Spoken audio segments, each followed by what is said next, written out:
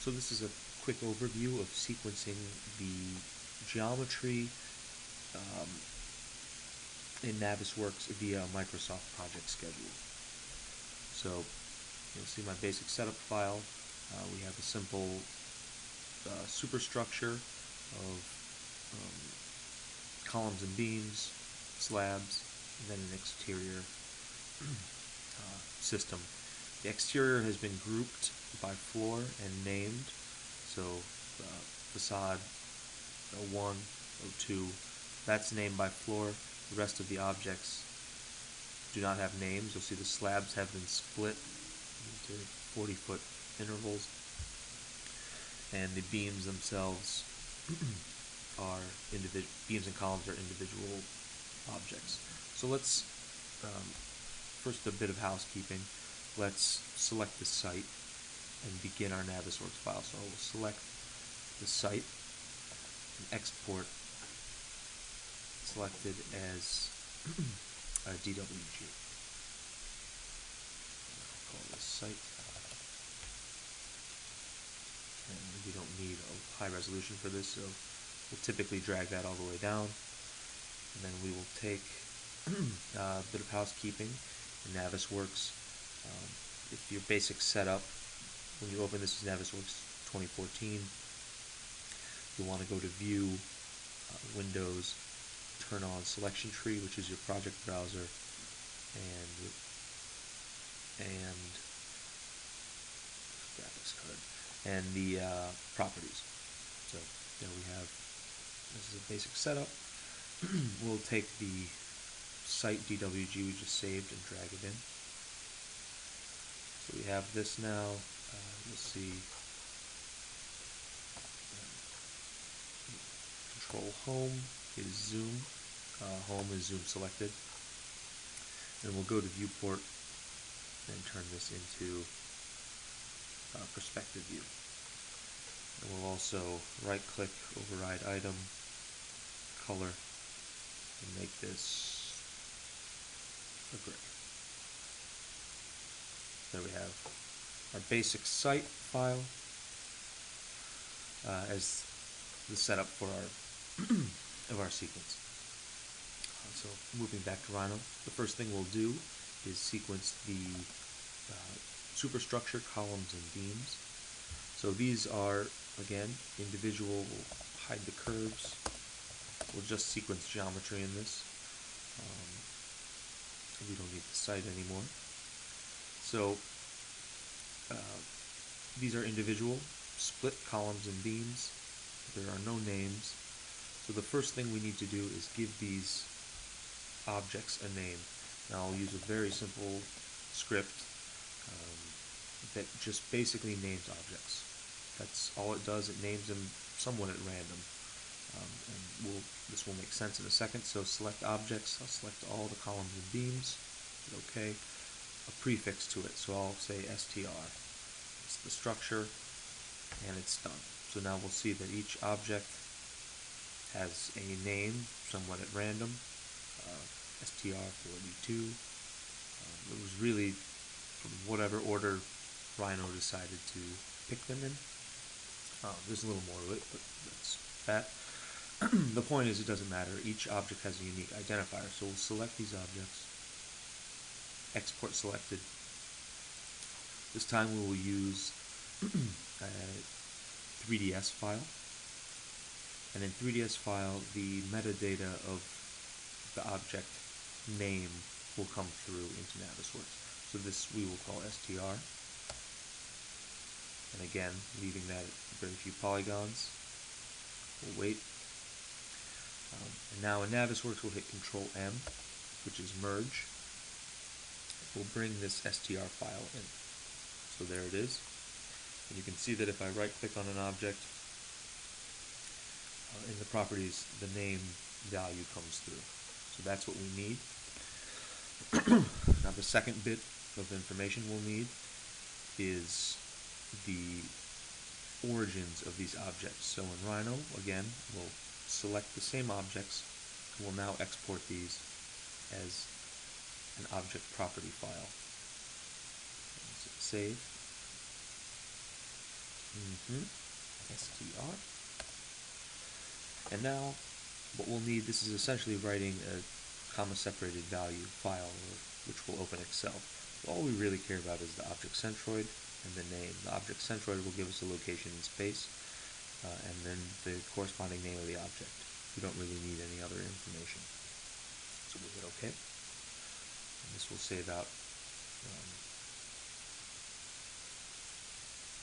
Right. Take a second.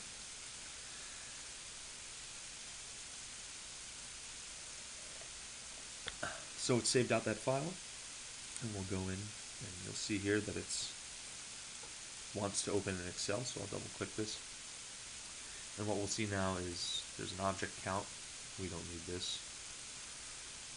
Object name, so that's each object, and then its corresponding x, comma, y, comma, z. So what we do need to do is separate this into separate fields. So we will, with that area selected, we'll do text to columns, and we'll separate it by commas. Finish. So now that we have each one in its own field, this is x, this is y, this is z. We're going to sort these. So essentially we want to sort from z first. So the first floor, or the lowest floor is first, moving up, and then we'll go from west to east. So we'll sort first by z, smallest to largest, and then we'll sort by x from smallest to largest. So, from the least x to the most x. Okay? And now our object names have been sorted into that order. So what we need to do is select all of these, copy, and now we'll move into Microsoft Project, and in the task name we will paste the values. Now we're not going to get specifics into Microsoft Project now, but we will select all fields and hit auto schedule because that is important. And now we'll take all the tasks and we will, with this link tool, link them so they are sequenced one after another. We're not going to get into scheduling now, so yes, they could probably install more structural members than one a day, you would hope, but for now, this is what we'll do, and we'll also say this is superstructure.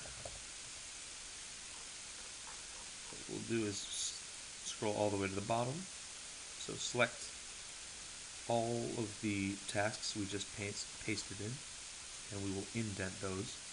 You can also hit Alt-Shift-Right as a shortcut, but essentially this puts it into a superstructure category so we can roll up. It makes it a little more manageable. So we'll now save this file, save to my computer, into the sequence example. Let's go back. Sample file, sequence. Okay. So now we have our sample sequence, and we've saved our Microsoft Project schedule. So back in Navisworks, we need now to deal with time. So under View again, we're going to now open up a new tab called Timeliner. It's up here. And with this open, we're going to go to Data Sources, and we're going to add a data source. We're going to use Microsoft Project 2013, which is what we just saved. And we're actually going to go back and paste.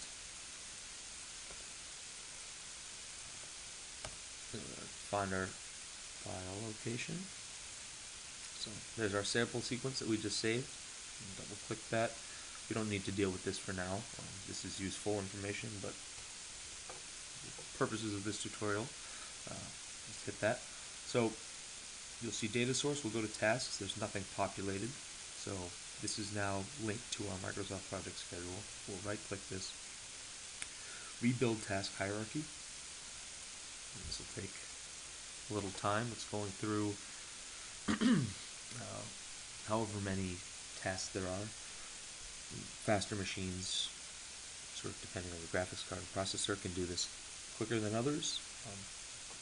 But for sequencing however many objects that wasn't so bad. So here we are. We now have all these tasks in order, and we'll go to simulate and notice that nothing happens. And the reason nothing happens is because we haven't we haven't linked geometry yet to its task.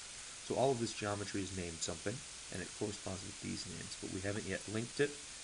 So the first thing let's do is link the objects, because you'll see here, attached. Nothing is attached.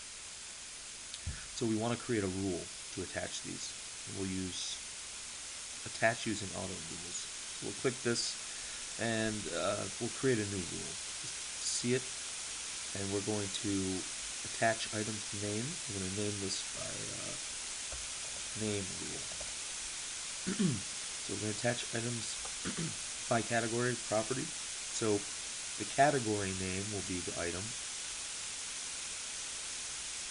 and the property will be the name.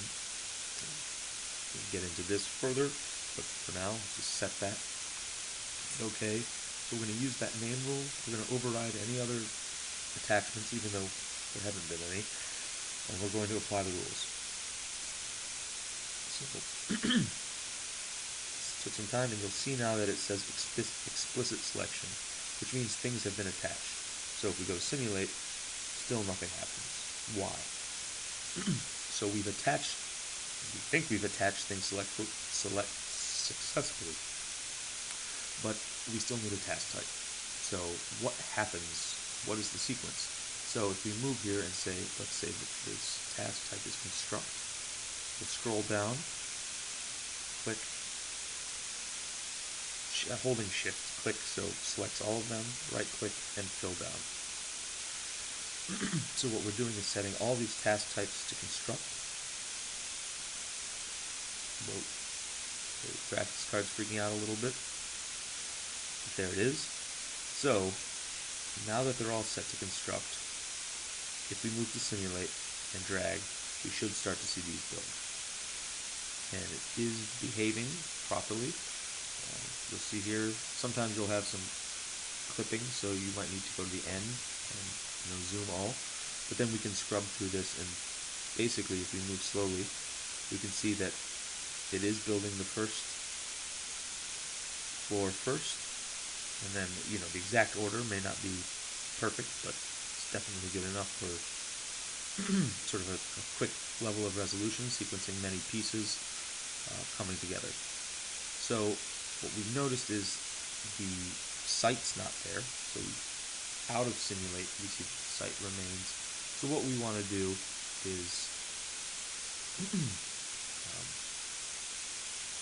basically move up to that task.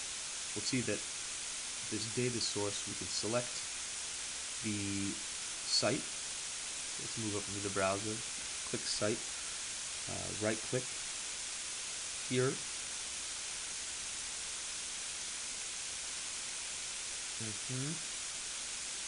so right click needs to, there we go, and attach current selection. And again, we don't want to set this to construct because it's not building. We want it to exist the entire time. So what we'll have to do is create a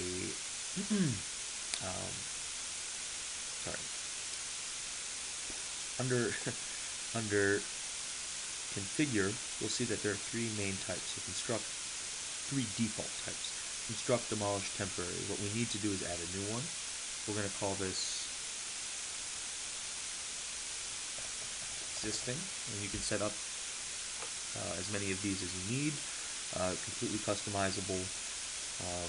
So the start appearance will be the model appearance, and the simulation start appearance will be the model appearance, and the end appearance is also the model appearance. Essentially what we're saying is it just stays the whole time. So in that task now, where we've attached that explicit selection, we'll make this that new setting existing, and now we see that the site remains, and we have the structure build,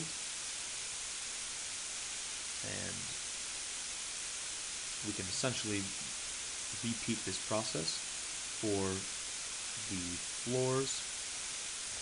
For moving forward, we would repeat this process for the slabs and the facade.